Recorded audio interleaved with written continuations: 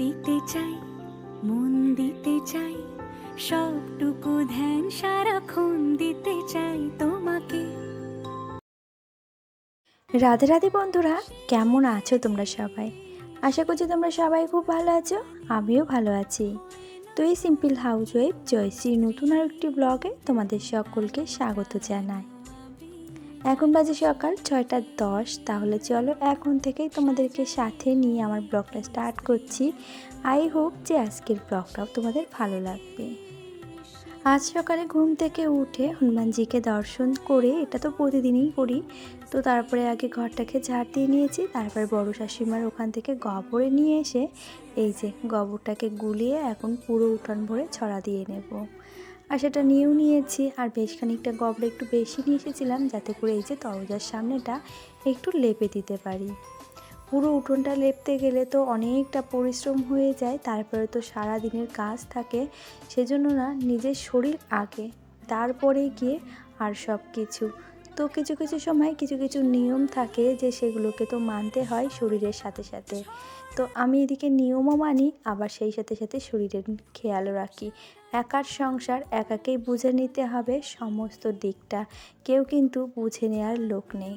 তবে আর 1-2 দিনের মধ্যে আর একজন চলেও আসবে। তো যাই হোক, ওইদিকে উঠানটাকে ভালো করে ঝাড় দিয়ে পরিষ্কার করে এখন সোজা চলে এসেছি দুপুরে। আর এই যে প্রতিদিনের মতো দুপুরে জলটাও দিয়ে নিলাম। আর জানো তো, দুপুরে জলটা দিয়ে ভাবছিলাম জলটা কোন দিকে দেব, তো এই সাইড দিয়ে ফাঁকা করে সেই সাইডেই দিয়ে দিলাম।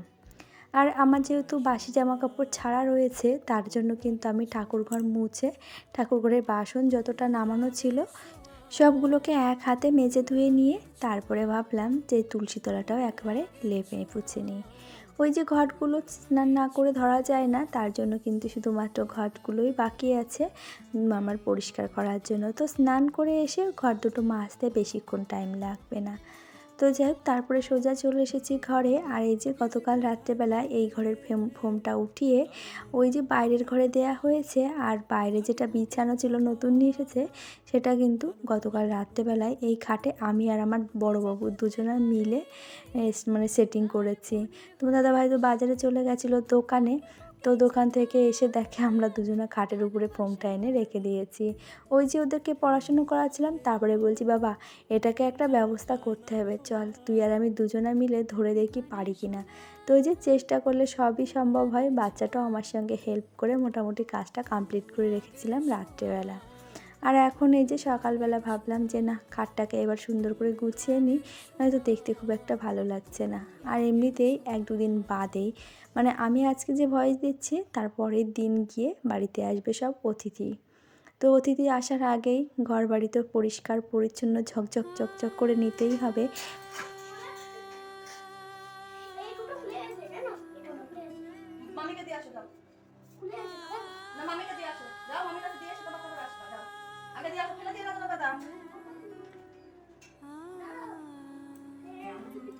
না না না না, তুমি আগে দিয়ে আসো, দাও ওগুলো রাখতে না, আগে দিয়ে আসো, মামির কাছে দিয়ে আসো। হ্যাঁ হ্যাঁ, ঠাকুরের তাবলে তো আগে দিয়ে আসতে হবে, তুমি দিয়ে তারপরে এসো।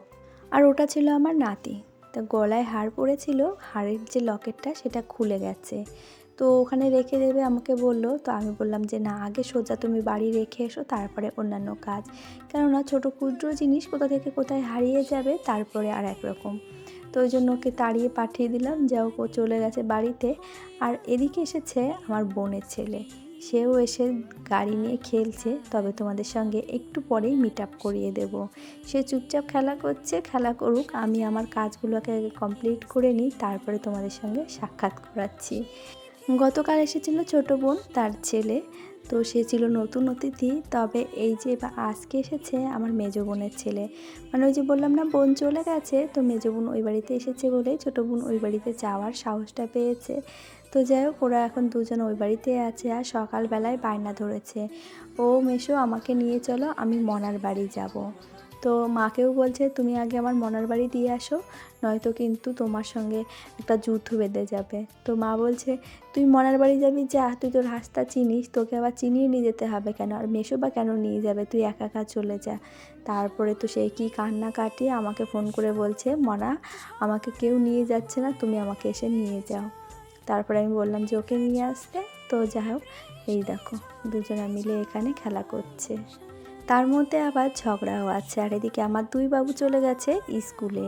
ওর আমি ঠাম্মি হয় আর তোমার হলো মনা হয়, বুঝেছো? ওই দেখো চোখটা হয়ে যাচ্ছে, তোমার তো মনা হয় আর ওর ঠাম্মি হয়। সম্পর্ক বড়ই অদ্ভুত, তাই নয় কি? কত ছোট বয়সে ঠাম্মি হয়ে গেছি। আবার এদিকে মাসিমণি পিসিমণি সবটাই তো হয়েছি, তবে বয়সের সঙ্গে সঙ্গে সব কিছুরই কিন্তু তুলনামূলক একটা সম্পর্কের সঙ্গে জড়িয়ে যেতে হয়। যে অল্প বয়সে ঠাকুমা হয়েছি বলে তার কোনো রেসপেক্ট জ্ঞান নেই, তা কিন্তু একদমই নয়।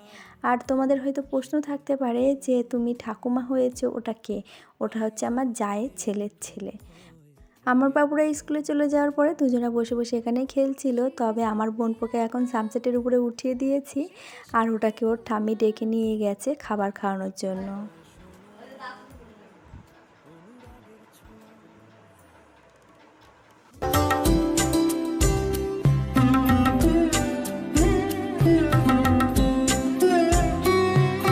সিধে দে সিঁদুর রাঙালে হয় না তো কেউ স্ত্রী, আলতা নোয়াবে না রশিতে সাজালে হয় কে স্ত্রী। সিধে দে সিঁদুর রাঙালে হয় না তো কেউ স্ত্রী।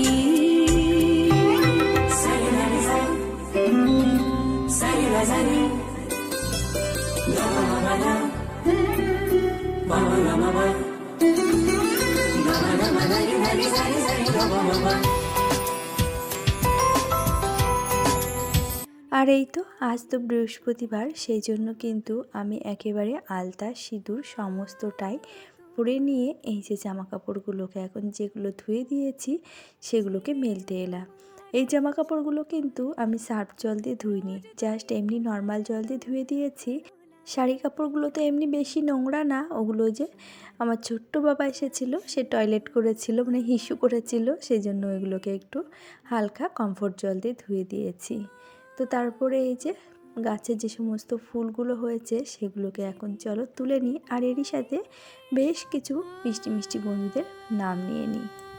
Tumpa Sana, Nazneen blog, MMD family blog, Fatema ছোট সংসার, রাখি ব্লগ উইথ কুকিং, হাসি খুশি daily blog, Suparna Ben, Tanzila blog, Rita রোজ নামচা, পিঙ্কি, সীমার সংসার, সৌরভ, অনিতা কিচেন থেকে অনিতা দিদিভাই, ছোট্ট পাখি থেকে দিদিভাই, অচিন্ত, সোমা দেবনাথ, পিয়ালি দাস, ব্রাহ্মণ সাথী Mita, Rishabh Sinha, Krishna blog, daily happiness, Manjushree, Putuli lifestyle, Nargis Akhtar, Moumita Nandi, Rumpa Rani short, Moumita Nandi, Mou Das, Amrita. আর কমেন্ট করেছিল মৌমিতা দত্ত, সে লিখেছে মা লক্ষ্মীর জলে নুন না হলুদ মিশিয়ে দিতে হয়, মা লক্ষ্মীর যে জলটা দাও সেটা যদি দৌড়ে দিতে চাও তাহলে হলুদ মিশিয়ে দেবে। আর লবণটা তো প্রতিদিন দেওয়া যায় না, বৃহস্পতিবারের দিন করে তো ঘর মোছার জলে কখনোই লবণ দেবে না ভুলেও, কেননা লবণে যেমন নেগেটিভ এনার্জি থেকে বার করে নিয়ে আসে, আবার মা লক্ষ্মী কিন্তু লবণকে পছন্দ করে না, মা লক্ষ্মী আবার হলুদকে পছন্দ করে। তবে নুন জল দিয়ে প্রতিদিন ঘর মুছবে, সেটাতে অনেক পজিটিভ এনার্জি পাবে আর নেগেটিভিটি থেকে বার হয়ে আসতে পারবে। তো আমি সেটাই করি, সেটাই তোমাকে বললাম। আর হলুদ জল ওটা হচ্ছে দূরে যখন জল দিতে হয় সকালবেলা, তখন ওই যে 2 গ্লাসের জল, সেই জলের ভেতরে 1 চিমটি বাঁ হাত দিয়ে হলুদ দিতে হয়, ডান হাত দিয়ে নয়। তবে যে মাঝখানের যে আঙুলটা, যেটা দিয়ে আমরা তর্জনী বলি, সেই আঙুলটা দিয়ে কিন্তু ওই হলুদটা ধরবে না। আর যে 3টে আঙুল দিয়ে আমরা যে পুজোর সময় চাল ছিটা দিই না, সেই 3টে আঙুল দিয়েই ধরে দেবে। আর এদিকে দেখো তোমাদের সঙ্গে কথা বলতে বলতে কিন্তু আমার মা লক্ষ্মীর ঘরটাও কিন্তু প্রতিস্থাপন করা হয়ে গেল। তবে জানো তো আজকে শ্রীচিহ্নটা একটু ঘেটে গেল, কেননা হাতে করে এত সিঁদুর উঠে গেছে যে ছোট্ট করে দিতে পারিনি। তো যাই হোক, যা হয়েছে মা সেটাই অনেক। আর এই যে মায়ের ঘট পেতে ঘটের ভেতরে একটা কাঁচা টাকা, পান সুপারি, আর এদিকে মায়ের নৈবেদ্যর জন্য একটু চাল দিলাম। আর এই দেখো মা লক্ষ্মীর ঘরটা কিন্তু আমার সুন্দরভাবে রেডি হয়ে গেছে। এখন এদিকে জলশঙ্কর মধ্যেও কিন্তু আমি একটু আলা চাল দিয়ে দুটো তুলসী পাতা, দুটো সাদা ফুল দিয়ে জলশঙ্করটা রাধা মাধবের চরণে দিয়ে আমি এদিকে ধান দুব্য দিয়ে বরণ করে তোমার ঘরটাকে বসিয়ে দেব মা লক্ষ্মীর সামনে। আর এই ঘট বসানোর সময় শ্রীং মন্ত্রটি কিন্তু 108 বার ওখানে বসেই জপে নেবে উলুধ্বনি দেওয়ার পরে। চলো, অনেক বেশি তো বকবক হয়ে গেল, এবার মা লক্ষ্মীর ঘরটা প্রতিস্থাপন করা যাক।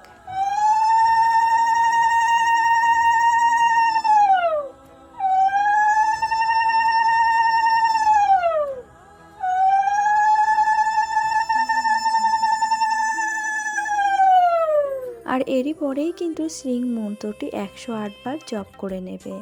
আর এই যে ঠাকুরের প্রসাদ সাজিয়ে নিয়েছি, আজকে প্রসাদে দিয়েছি আঙুর ফল আর বাতাসা।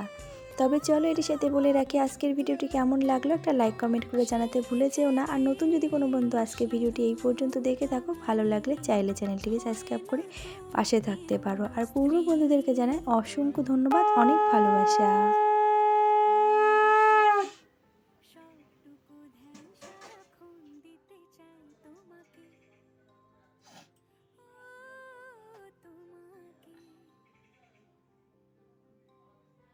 স্বপ্ন সাজাই নিজেকে হারাই দুটি নয়ন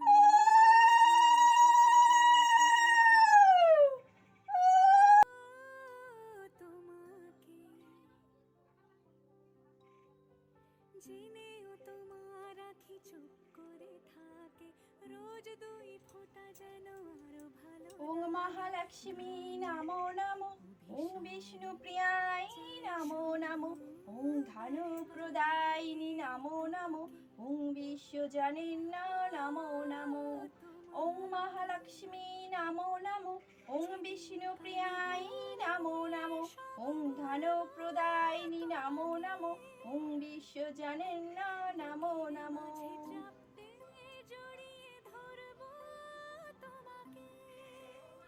এসো মা লক্ষ্মী বাসো ঘরে, আমারই ঘরে রাখো আলো করে। আলপনায়কে তোমায় সাজিয়ে দিলাম ঘর, আমের পালক দিলাম জল ভরা ঘর। পান সুপারি দিলাম তাতে দু হাত ভরে, আমারই ঘরে রাখো আলো করে।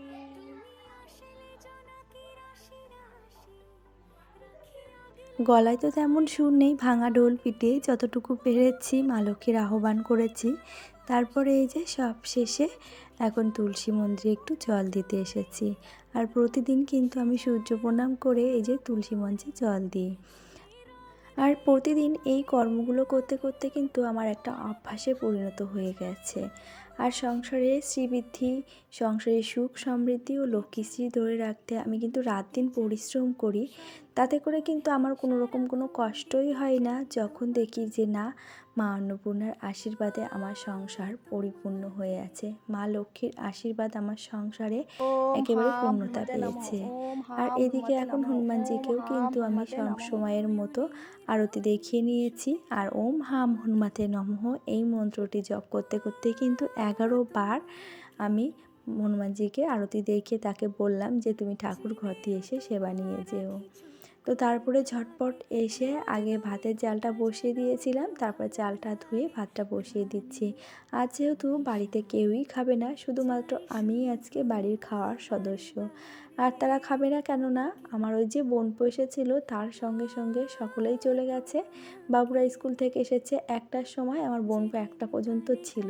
তারপরে ওদের সঙ্গে করে নিয়ে মায়ের বাড়িতে গেছে, ওখানে চিকেন রান্না হবে, তো ভালো মন্দ খাওয়া দাওয়া, সেজন্য তারা ওখানে গেছে। আর আমি পুজো টুজো দিয়ে এসে এই যে এখন 1:30 বেজে গেছে। এখন এই যে ঝটপট করে বেগুন ভাজা আর কাঁচকলা না ডয়রা কলা, যাই হোক কী কলা, দানাওয়ালা কলা দিয়ে আমি কালকের মাছের ডিম দিয়ে একটু হালকা পাতলা ঝোল করে নেব।